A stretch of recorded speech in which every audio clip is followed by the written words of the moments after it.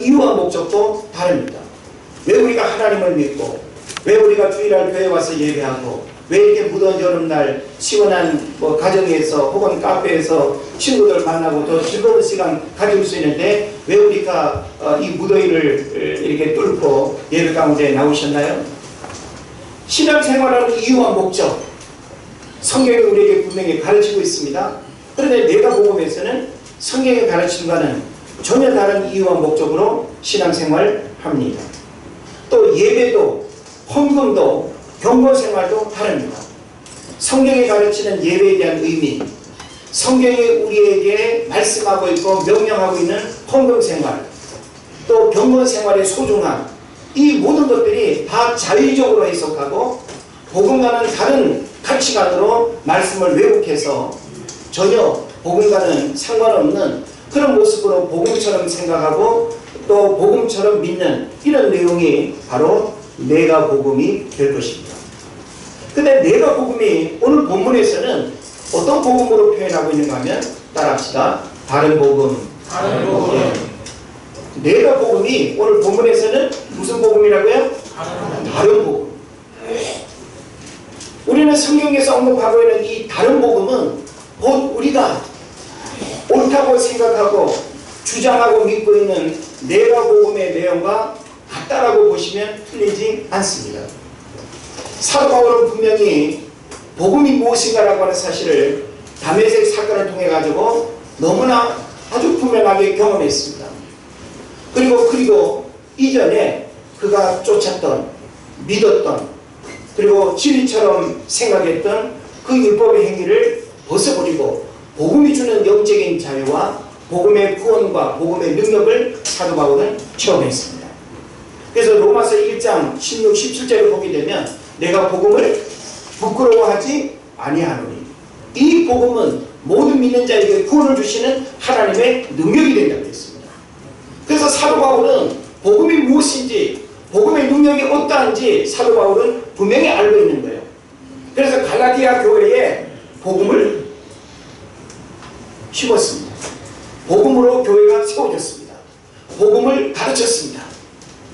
여러분들도 복음을 통해서 구원받은 줄로 믿습니다. 아멘. 여러분들이 복음 안에서 신앙이 성장하고 복음 안에서 진정한 영적인 축복을 누리고 복음 안에서 우리 신앙의 이유와 목적을 우리가 제대로 알고 깨닫는 줄로 믿습니다. 아멘.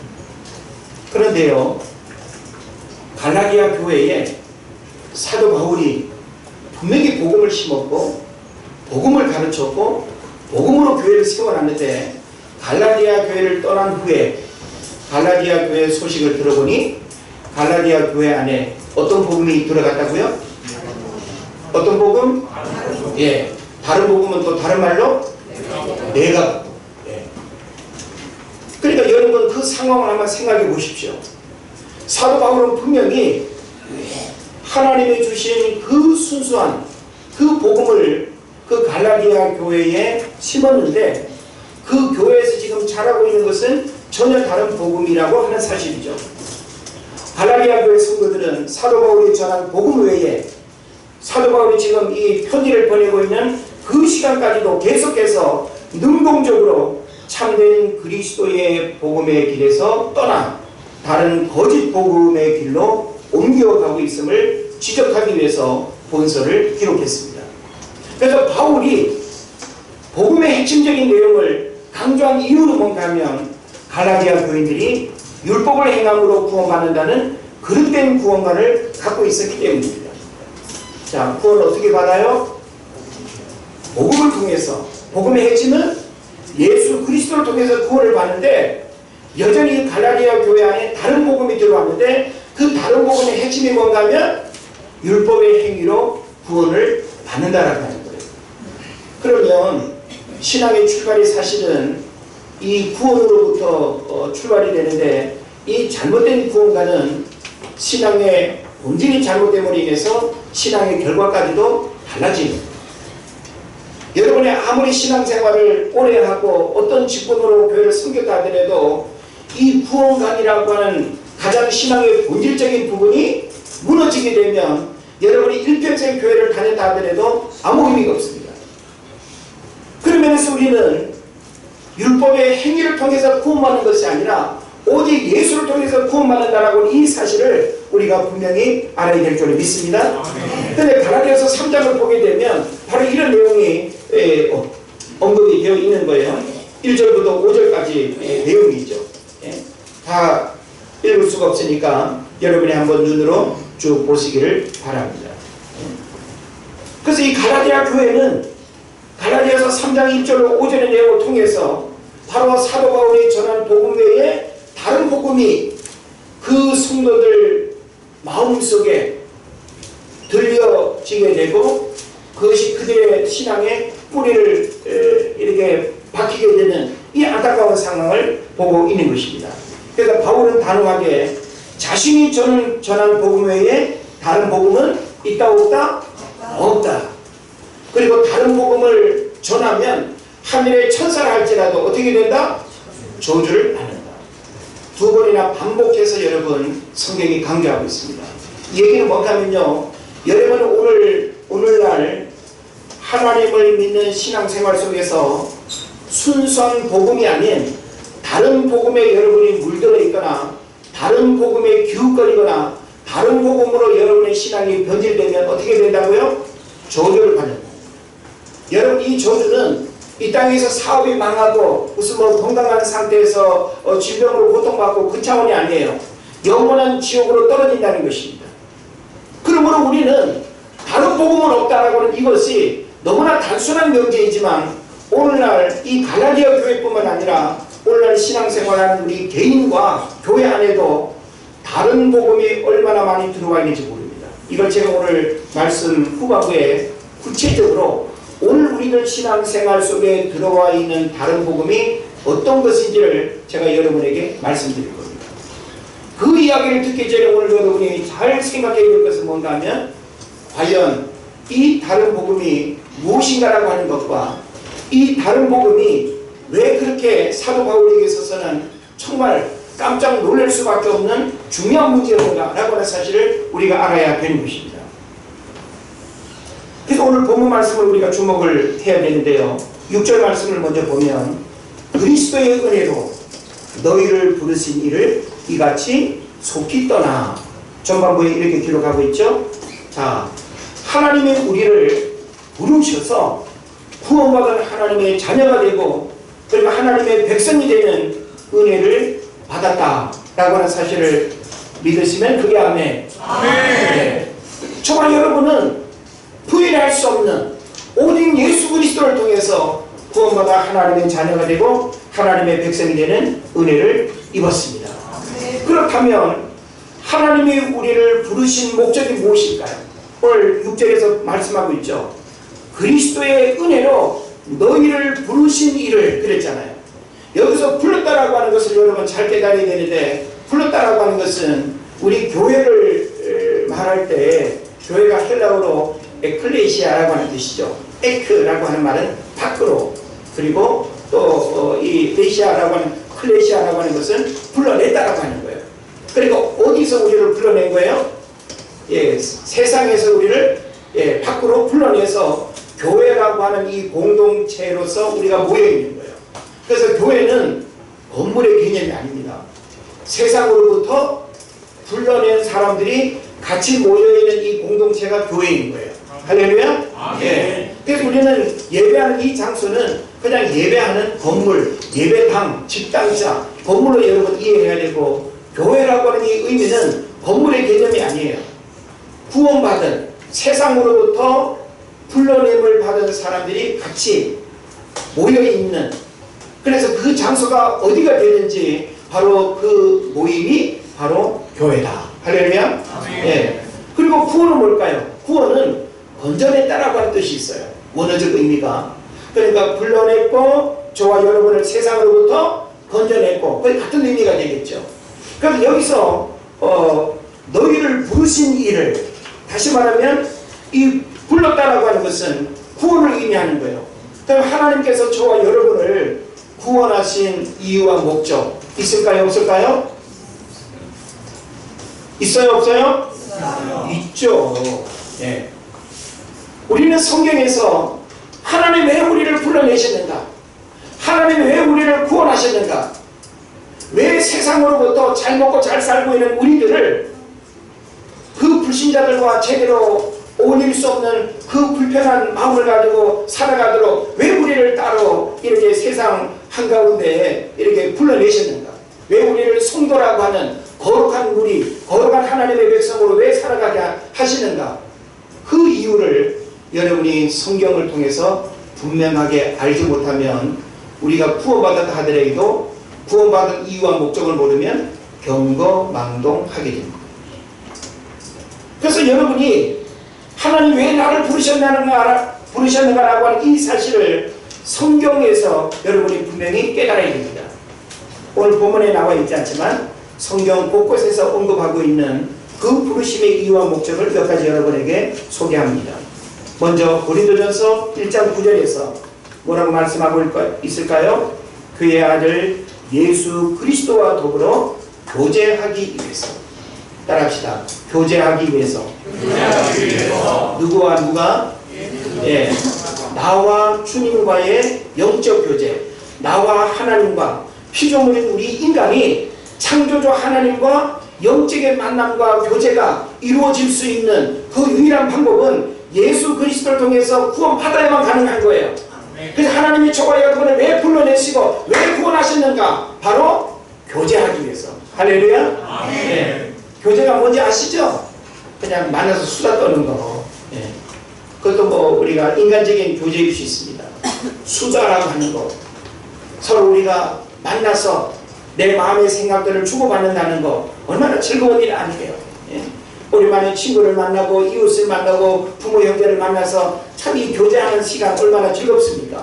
그런데 그 어떤 즐거움보다 하나님과의 영적 교제가 더 의미 있고 보상한 교제인 줄로 믿습니다. 아멘. 하나님께서 우리를 부르신 이유는 바로 이렇게 교제하기 위해서 우리를 부르셨다는 거예요.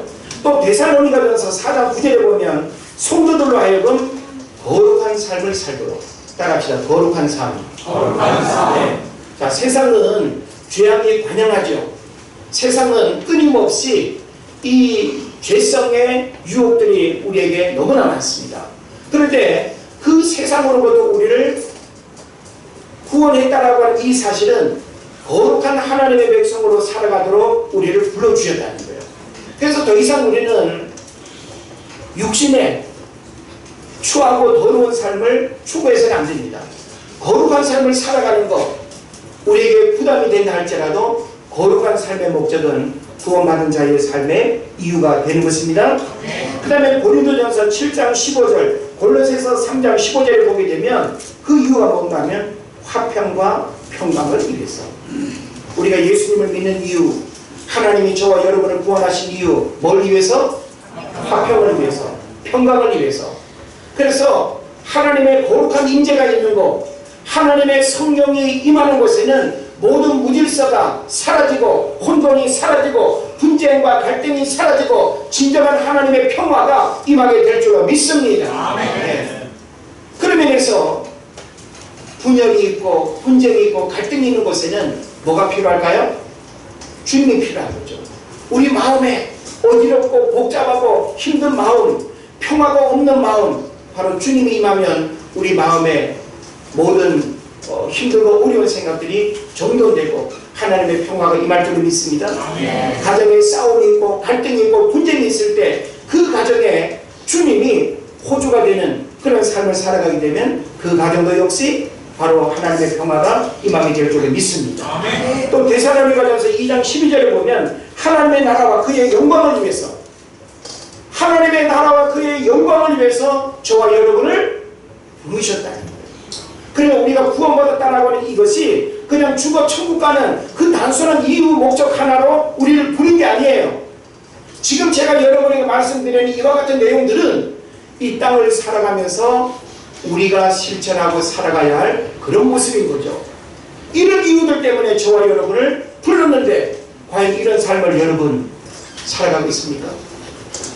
우리는 이와 같은 삶을 살기 위해서 끊임없이 고민하고 영적인 몸부림이 있어야 될 줄로 믿습니다. 그 다음에 데살로니가후서 2장 13절에 보면 진리를 믿음으로 구원 얻게 하기 위해서, 진리를 믿음으로 구원 얻게 하기 위해서 하나님이 우리를 불러내셨다는 거예요. 그래서 우리는 구원을 받았죠. 그래도 우리를 통해서 또 다른 누군가가 구원을 얻는 역사들이 일어나야 되는 거예요. 그래서 하나님이 저를 먼저 구원하신 거예요. 우리는 우리 자신의 구원에만 머물면 안 됩니다. 바로 복음의 능력은 저와 여러분을 통해서 복음의 역사가 끊임없이 일어나기를 주님이 원하신다는 거 믿으시기를 바랍니다. 아멘. 자, 그런데 바로 이렇게 하나님이 이와 같은 목적으로 저와 여러분을 부르셨고, 갈라디아 교회 성도들도 부르셨고, 그리고 그들에게 사도 바울을 통해서 복음이 전해졌는데, 오늘 성경이 보니까 어떻게 됐다고요? 그들이 부르신 일을 이같이 어떻게 해요? 속히 떠났다는 거예요. 이게 지금 굉장히 중요한 겁니다, 여러분. 속히 떠났다는 것은 뭐예요? 좋은데 떠났겠어요? 우리 뭐 재미난 구경이 있는데 가보니까 아주 생각보다 훨씬 더 재밌고 신나요. 그러면 다른 볼일, 그 다음 어디로 가야 되는데 빨리 가게 될까요? 안 될까요? 잘 안 가게 되죠. 아, 조금만 더 보고 가자. 다 보고 가자.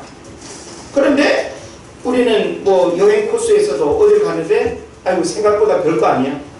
제주도 뭐 가족 여행을 가는데 뭐 좋다고 해서 가는데 별로 재미도 없어. 그러면 그곳에 오래 머무는 거 있어요? 없어요? 없죠. 그래서 바로 속히 떠나라고 하는 것은 뭔가 하면 시간을 지체하지 않고 빨리 떠나는 그런 걸 의미하지 않습니까? 지금 여기서도 보면 이 갈라디아 교회 성도들이 복음으로부터 어떻게 했다는 거예요? 속히 떠났다는 거예요. 하나님이 부르신 그 부르심의 삶의 자리로부터 속히 떠났다는 거예요. 그래서 이 속히 떠났다라고 하는 말은 시간적 간격이 짧음을 의미하면서 믿음의 배교 상황을 묘사하는 표현입니다. 믿음의 배교 행위가 사도 바울이 전한 그 복음으로부터 어떻게 떠났다고요? 속히 떠났다는 거예요. 이럴 수 있는가? 예? 더 의심하거나 더 좀 지체하거나 더 믿어보거나 더 기다리거나가 하지 아니라 은혜 제일교회 가봤더니 별거 아니네? 속히 떠나는, 한 번 왔다가 그냥 속히 떠나는 뭐 그런 사람들도 있죠.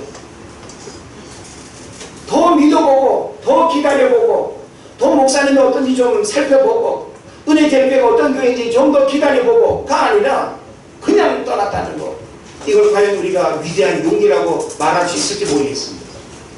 지금 갈라디아 교회 성도들이 그렇게 속히 떠났다는 거예요. 그래서 이 속히 떠났다라고 하는 것은 여러 가지 의미가 있습니다. 바로 믿음의 배교 행위를 의미하는 그런 함축적인 표현이 되겠죠. 그래서 이 속히 떠났다라고 하는 말은 모세 당시에 이스라엘 백성들이 시내산 아래에서의 금송아지 숭배 사건을 통해서 표현되어지는 그런 말씀하고도 같습니다. 출애굽기 32장 8절을 보면 그들이 내가 그들에게 명령한 길을 속히 떠나 자기를 위하여 숭아지를 부어 만들고 그것에 예배하며 그것에게 제물을 드리며 말하기를 이스라엘아 이는 너희를 애국 땅에서 인도해낸 너희 신이라 하였더라. 하나님을 섬기고 하나님의 말씀을 기다려야 할 그 이스라엘 백성들이 모세가 시내산에 올라가서 내려오는 시간이 더 되니까 어떻게 했다고요? 속히 떠났다. 이거 바로 뭘 의미할까요? 믿음의 배경행위가 어느 정도로 신속하게 진행되고 있는가라고 하는 사실을 의미하는 거죠. 또 사사기 2장 17절을 보게 되면 사사시대를 여러분 생각을 해야 됩니다. 그들이 그 사사들에게도 순종하지 아니하고 오히려 다른 신들을 따라가서 음행하며 그들에게 절하고 여호와의 명령을 순종하던 그들의 조상들이 행하는 길에서 속히 치우쳐 떠나서 그와 같이 행하지 아니하였다. 그러니까 바로 지금 이렇게 속히 떠났다라고 하는 이것은 사사기의 이스라엘 백성들이나 출애굽기에서의 그 이스라엘 백성들이나 속히 떠났다라고 하는 이것은 뭐에 더 가까운 거예요? 하나님과 더 가까운 거예요? 우상에 더 가까운 거예요? 우상에 가까운 거죠. 믿음의 배경행위가 얼마나 신속하게 이루어졌는가라고 하는 사실을 사도 바울이 안타까운 마음으로 표현을 하고 있는 것입니다. 이런 점에서 볼 때 이것이 속히란 이 본문의 표현은 1차적으로는 갈라디아 교인들의 회심과 부패 사이에 시간적 간격이 극히 짧음을 책망하는 말이면서 또한 다른 한편으로는 구약시대 이스라엘 백성의 하나님에 대한 배교행위와 비교하면서 그들의 복음에 대한 변절이 얼마나 심각한 문제인가를 인식시키는 수사학적 표현이다라고 하는 사실을 알아야 됩니다.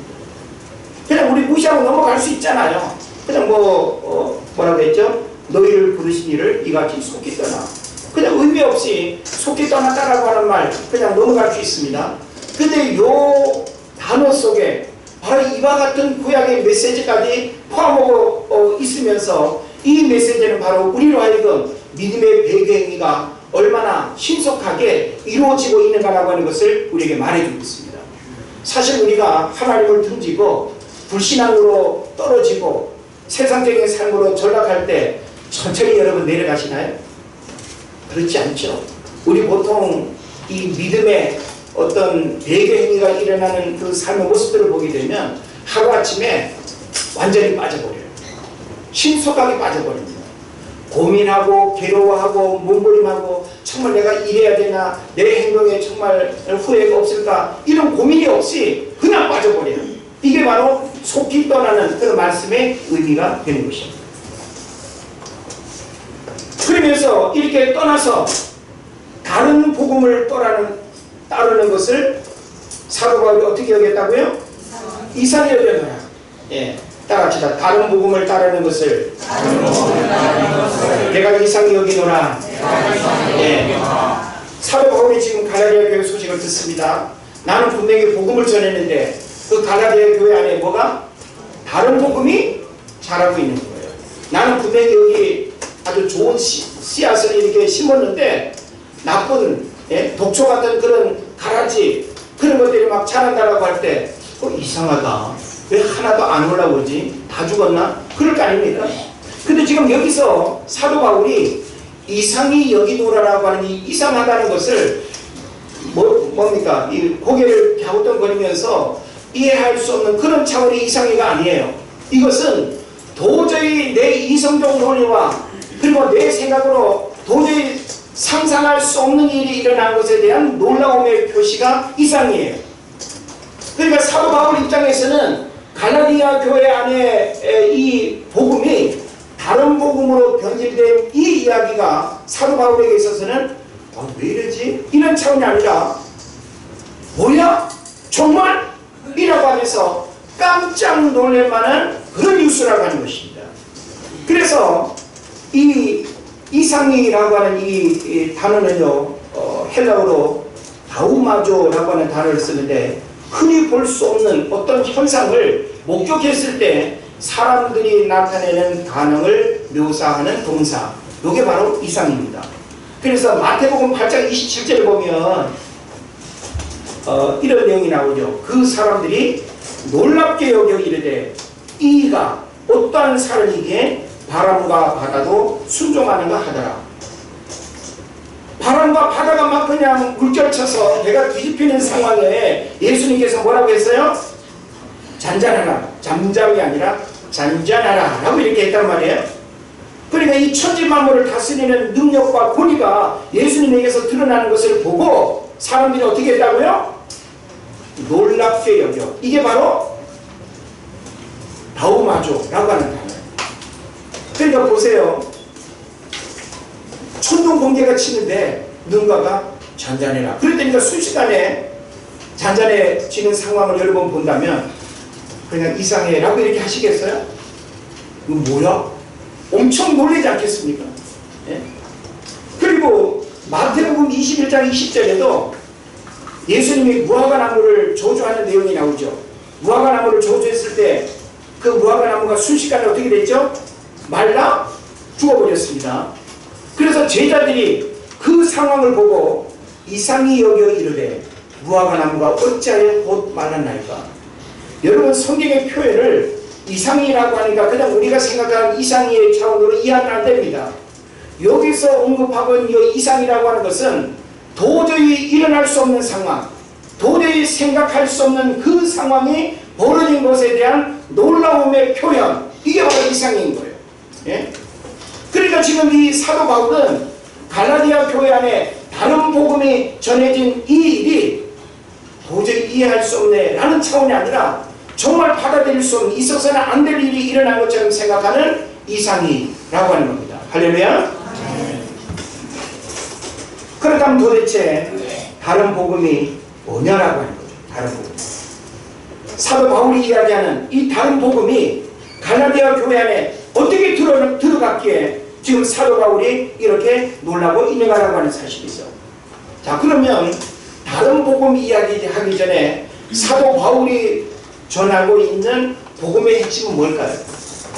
우리가 말할 수 있어야 할 복음의 핵심은 뭡니까? 예수 이골 구원이라고 하는 거 아니겠어요? 예수 외에는 구원이 없다라고 하는 이것이 바로 복음의 핵심이에요. 할렐루야. 네. 그래서 요한복음 14장 6절에도 뭐라고 말합니까? 내가 길이요 진리요 생명이니 나로 말미암지 않고는 아버지께로 갈 자가 없다는 거예요. 사도행전 4장 12절에서는 뭘 말합니까? 다른 이로서는 구원을 얻을 만한 어떤 사람을 준 일이 없다는 거예요. 그런데 갈라디아 교회 안에 요 방법 외에도 구원이 있다고 생각하는 그런 다른 복음이 성도들의 심령 속에 파고들었다는 거예요. 그럼 그 교회가 건강한 교회일 수가 없고 그 교회 구원의 역사가 일어날 수가 없는 것입니다. 할렐루야. 예. 그래서 바로 지금 이 사도 바울은 갈라디아 교회 안에 다른 복음이 들어가 있는 이 상황을 너무나 안타까운 상황으로 바라보고 있는 거예요. 이거는 보통 이상한 게 아니에요. 예? 이럴 수가 있는가? 내가 분명히 복음을 전했고 복음을 심었는데 다른 복음이 그 갈라디아 교회 안에 충만한 이 상황을 사도 바울은 이해할 수가 없는 것입니다. 저는 이것을 저희 목회 현장에 적용해 봅니다. 제가 20년이 넘도록 저와 함께 했던 여러분들, 제가 여러분에게 지금까지 올곧게 복음에 대해서 끊임없이 가르치고 복음에 대해서 여러분을 교육했습니다. 복음으로 충만하십니까? 만약 여러분이 신앙생활 속에서 박병호 목사가 전하는 메시지에 복음에 문제가 있다고 한다면 여러분 언제라도 교회를 떠나십시오. 그러나 저를 통해서 여러분이 듣는 하나님의 말씀에 문제가 없고 성령적이고 복음적이고 여러분의 구원에 전혀 문제가 없다고 한다면 여러분은 하나님의 말씀으로 받는 그런 순종이 있어야 될 줄로 믿습니다. 그래서 오늘날 우리 교회뿐만 아니라 이 시대를 살아가는 한국교회 안에 다른 복음이 굉장히 많이 들어와 있다는 거예요. 이걸 우리가 오늘 경계해야 되고, 모르겠습니다. 여러분에게도 누군가에게 말하진 않고 있지만 내 생각 속에 이와 같은 것이 복음처럼 들어와 있다고 한다면 여러분 다른 복음에 대해서 여러분 철저하게 하나님 앞에 회개해야 됩니다. 왜냐하면 성경은 다른 복음을 전하면, 다른 복음을 들으면 어떻게 된다고요? 저주를 받는다고 했어요. 다시 말하면 다른 복음은 구원의 문제를 해결해 주지 못한다는 거예요. 그럼 오늘 우리가 이 시대를 살아가면서 갈라디아 교회 안에 자라고 있는 사도 바울이 전한 복음 외에 다른 복음, 오늘 우리에게 있어서는 무엇일까요? 첫 번째로는 오직 예수로만 구원을 받는다는 것은 종교적인 독선과 편협한 이기심 아닌가?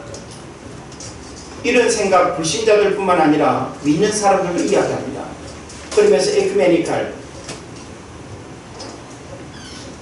교회 연합과 일치를 이야기하면서 그래도 우리 기독교가 포용 있게 많은 교리적 가르침을 다 수용하고 받아들여야 되지 않겠는가, 그렇게 이야기하면서 오늘날 종교다원주의, 혼합주의, 불교도 좋고 이슬람도 좋고 유교도 좋고 뭘 통해서든 구원의 길은 한갈래라고 생각하는, 이것이 바로 오늘 우리에게 있어서 뭘까요? 다른 복음입니다. 우리는 분명하게 이 구원의 길에 대해서는 단호하게 사도 바울처럼 거부할 수 있어야 됩니다. 아니요, 당신 생각은 그럴지는 몰라도 당시 생각에는 그렇게 구원받을 수 있다면 좋겠다고 생각할지도 몰라도 성경에 가르치면 그렇지 않습니다. 다른 이로서는 구원을 받을 수 없다고 분명히 성경이 말씀하고 있고 오직 예수 그리스도 외에는 아버지께로 갈 자가 없다고 말씀하고 있기 때문에 이 부분에 대해서는 추호의 타협도 있어서는 안 될 것입니다. 또 우리에게 어떤 다른 복음이 있습니까? 꼭 주일 성수해야 됩니까? 아무 교회나 가서 예배 보면 되지 않습니까? 예배 드리는 것도 아니에요. 예배 보면 되지 않습니까? 이거 다른 복음이에요. 오늘 안식교를 비롯해서 하나님의 교회 등은 토요일을 안식일로 생각을 하죠. 그래서 오늘 우리가 지키는 이 주일을 아주 성경에서 벗어났다고 이야기하고 우리를 이단처럼 생각하는 그런 이단들도 있습니다. 우리는 성경의 가르치는 의미들을 왜곡시켜서는 안 됩니다. 우리는 안식일이 무엇인지 오늘 우리가 지키는 이 주일의 의미가 무엇인지를 올바르게 이해해야 됩니다. 오늘날 많은 사람들이 왜 꼭 주일 성수를 해야 되는가라고 하는 이런 문제 앞에서 내가 바쁘면 힘들면 다른 볼일이 있으면 얼마든지 빠질 수 있고 이 교회 저 교회 어디 가나 하나님 다 계신데 그래 내가 하나님 섬기면 되지 않냐고 그렇게 우리들 스스로가 합리화합니다. 그러나 이것은 다른 복음입니다.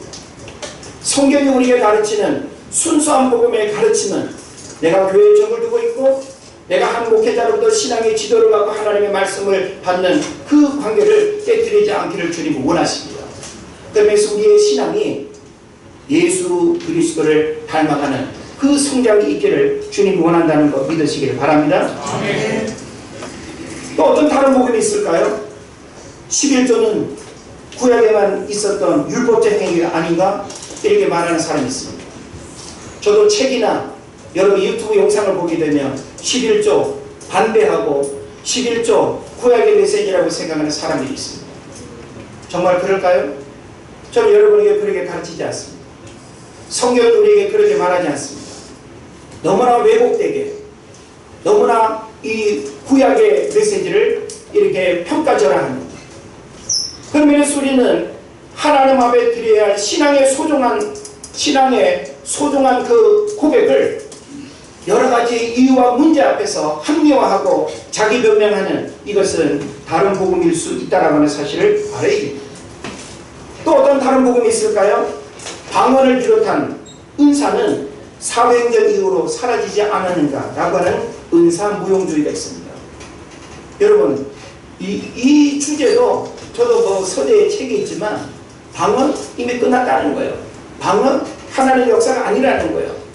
그런 책들 여러분 한번 읽으면 헷갈려 돌아갈 수도 있어요. 그런 이야기 어디 유튜브에서 한번 들으면 은사 무시할 수 있습니다. 그냥 말씀이면 되지 무슨 뭐 은사의 어떤 부작용과 그런 문제들만을 이야기하면서 은사 무용주의 이야기하는 사람들 많습니다.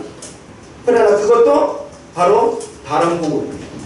성경 우리로 하여금 하나님의 몸된 교회를 섬겨가는 일에 있어서 은사의 다양함과 은사의 소중함이 얼마나 많은가를 우리에게 가르치고 있습니다. 그런 면에서 하나님 우리에게 주신 다양한 은사들 무시하지 마시고 다른 복음에 여러분의 마음 뺏기지 마시기를 바랍니다. 여러분이 지금 제가 말씀드리고 있는 이런 여러 가지 것들 가운데 어떤 하나라도 그런 다른 복음에 솔깃해서 나는 그쪽을 지지하는데 나는 그런 것 같아 그렇게 믿으면 여러분의 생각이 이미 다른 복음으로 변질됩니다. 그렇게 되면 다른 복음 때문에 어떤 결과가 주어지는가라고 하는 것을 성경에 말씀하고 있기 때문에 그와 같은 저주를 여러분이 받지 않기를 원한다면 다른 복음으로부터 끊임없이 순수한 내 신앙을 지키기 위한 노력들을 해야 될 줄로 믿습니다. 또 교회와 영적 지도자는 타락했는데 더 이상 예배가 무의미하지 않는가? 무교회주의. 여러분 들어보셨죠? 일본에서 우찌무라 간조가 처음에 이렇게 제창했던 무교회주의. 이런 거물로서의 교회 필요 없다는 거예요. 삶으로서 그냥 예배하고 내가 있는 곳에서 그냥 예배하면 되지 뭐 모였다 흩어졌다 건물에서 예배할 필요가 없다는 거예요. 무교회주의. 정말 그렇습니까? 오늘날 교회와 영적 지도자가 타락했기 때문에 더 이상 예배가 무의미합니까? 그런 이야기를 여러분이 듣는다면 그것은 다른 복음입니다. 또 성경은 신화가 아닌가? 오신환 집사가 아닙니다. 성경은 신화가 아닌가? 성경의 본의를 끊임없이 깎아내리고 인정하지 않으려고 하는, 편집됐다, 뭐 어떤 설화와 같다, 어디 뭐 고대 어느 나라 역사와 같다. 여러분 공부 그만큼 해보셨어요? 비교하고 분석해서 내가 나름대로 내 논리를 이야기할 수 있는 그런 공부를 여러분 충분히 이야기하고 그런 이야기를 듣고 여러분이 판단하냐는 거예요. 오늘 많은 사람들이 그런 지식을 충분히 습득하지도 못한 상태에서 자기의 합리화 차원에서 자기의 어떤 부족함과 자기의 연약함을 인정받고 싶어서 어떤 것들을 끌어들여서 자기를 표현하려고 하는 그런 경향들도 있습니다. 경계연, 다른 복음 여러분 쫓아가면 망합니다. 또 신은 나약한 인간이 만들어낸 호구적 존재 아닌가? 무신론주의죠. 이거 다른 복음입니다. 그래서 여러분이 잘 알고 있는 리차드 도킨스의 만들어진 신, 또 세 명의 사기꾼이라고 하는 책도 있습니다. 모세, 유대교를 의미하죠. 예수, 기독교를 의미합니다. 마호메트, 이슬람을 의미합니다. 이 세 명이 사기꾼이라는 거예요. 세 명의 사기꾼. 궁금하시면 읽어보십시오. 신은 위대하지 않다. 이런 제목의 책도 있습니다. 무신론으로 끊임없이 우리가 믿고 있는 이 신앙의 본질을 부정하고 뿌리 뽑으려고 하는 이 문제들 앞에서 우리는 우리에게 다가오는 수많은 다른 복음의 이론과 교리와 가르침들을 우리는 밀어내고 순수한 복음의 그 생명을 잃어버리지 않는 믿음을 가져야 될 줄을 믿습니다. 그리고 마지막 한 가지는 도덕적이고 윤리적인 선한 삶도 구원이 보장되지 않는가. 행위 우선주의입니다. 우리는 도덕적이고 윤리적으로 다른 사람한테 패기치지 않고 다른 사람 가슴 아프게 하는 일도 없이 일평생 살았다고 한다면 그 도덕적이고 윤리적인 삶으로 뭔가 그래도 천국에 아래목은 아니어도 저 어디 귀퉁이라도 들어가 앉을 수 있지 않겠는가 이렇게 생각하지만 성경은 아니었습니다. 구원은 우리의 행위로 받는 게 아니에요. 에베소 2장 8절을 보십시오. 우리가 구원을 받는 것 우리의 행위로 구원받는 게 아님을 믿으시길 바랍니다. 그래서 이렇게 복음이 변질되면 어떤 문제가 생기고 어떤 결과를 맞이합니까? 복음의 능력이 나타나지 않고 구원에서 멀어집니다. 할렐루야. 아멘. 여러분이 순수한 사도 바울을 통해서 전해드는 그 복음을 잃어버리게 되면 다른 복음으로 우리의 신앙이 변질되면 복음의 능력이 나타나지 않고 구원에서 멀어집니다. 그리고 또한 사람이 중심이 되어서 요란하고 분쟁과 갈등이 일어납니다. 복음이 내 안에 없고 복음의 공동체 안에 사라지면 거기에는 인간적인 갈등과 인간적인 분쟁만 가득할 수밖에 없습니다. 또 복음이 변질되면 어떤 문제가 생깁니까? 그리스도인의 영향력이 약화되어서 조롱거리가 됩니다. 우리는 사실 믿지 않는 사람들에게 나의 그 멋진 신앙의 모습을 드러내는 것은 복음의 충만함 아니겠어요? 복음 때문에 우리의 인격이 변화되고 복음 때문에 우리의 삶의 가치관이 달라지고 복음 때문에 우리의 삶의 모습이 불신자들과 다른 그게 바로 능력 아니겠습니까? 근데 복음을 잃어버리고 다른 복음이 우리의 삶을 주장하게 되면 우리는 변질된 삶을 살아갈 수밖에 없는 것입니다. 그리고 또한 하나님과 영적 친밀감이 사라지고 체험적 은혜와 축복을 경험하지 못하게 됩니다. 그런 면에서 다른 복음은 절대 나에게 있을 수 없다라고 하는 이런 믿음의 선언이 있기를 바랍니다. 그래서 마지막 10절을 보면 이제 내가 사람들에게 좋게 하랴 하나님께 좋게 하랴 사람들에게 기쁨을 구하랴 내가 지금까지 사람들의 기쁨을 구하였다면 그리스도의 종이 아니니라. 누굴 기쁘게 해야 될까요? 하나님을 기쁘게 해야 돼요. 하나님을 기쁘게 해야 돼요. 근데 오늘날 많은 사람들이 복음이 변질되는 그런 안타까운 모습을 가지고 살아가는 경우들이 많습니다. 다른 복음이 내 안에 들어오는 것을 경계하고 밀어내지 못하고 그냥 뭐 다른 게 어떻듯이 그냥 단순한 어떤 호기심으로 다른 복음을 여러분이 기웃거리고 다른 복음을 듣게 되면 바로 여러분의 신앙과 삶에 치명적인 영향을 받는다는 것을 알아야 됩니다. 왜 복음이 변질될까요? 사람 중심이 되어버리기 때문입니다. 여러분이 인간 중심, 하나님 중심, 말씀 중심이 아니라 사람 중심이 되어버릴 때 여러분 다른 복음이 들어옵니다. 환경에 사로잡히기 때문에 들어오기도 합니다. 또 미혹의 영에 붙잡히게 되면 다른 복음이 나를 집어삼킵니다. 조심하십시오. 미혹의 영에 여러분 사로잡히면 다른 복음이 여러분의 순수한 신앙과 그리고 영적인 구원의 문제까지 다 삼켜버린다라고 하는 사실입니다. 그래서 말씀을 마치면 결코 성경 외에 다른 복음이 없고 오직 예수 그리스도 외에 구원의 길이 없으며 교회를 통해서 하나님 나라가 확장되기를 원하시는 하나님의 마음을 헤아리고 그 뜻을 이루어가는 삶을 살아가시기를 주의 이름으로 축원을 드립니다. 아멘. 기도하겠습니다.